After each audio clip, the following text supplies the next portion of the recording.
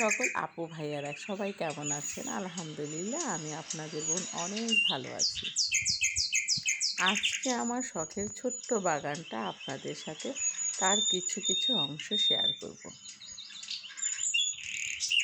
আসসালামু আলাইকুম। কে কোথা থেকে আমার এই ভিডিওটা দেখছেন অবশ্যই কমেন্ট করে জানাবেন।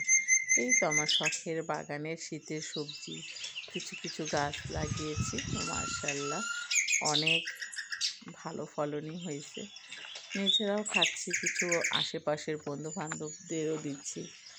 এই তো কি সুন্দর দেখুন, দারুণ অ্যালোভেরা হয়েছে।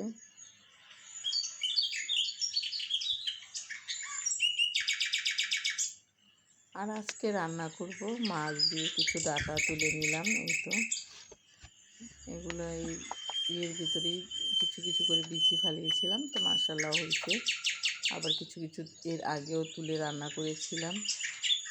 এই আর কি, কিছু বরবটিও তুলবো শখের বাগান থেকে। প্রবাসের মাটিতে এইরকমভাবে সবাই যে যার মতো করে ব্যস্ত থাকে। আর দেখুন মাশাআল্লাহ এবারে শীতেও ভালো সবজি ফলন পাওয়া যাবে, মোটামুটি আমাদের ঘরোয়া চাহিদাগুলো মিটে যাবে। তো মাশাআল্লাহ এই তো ধুন্দুল গাছ, এখনও ধুন্দুল হয়নি, কিন্তু ইনশাল্লাহ শীতের সময় পুরো এখন মাত্র গাছটা উঠতেছে।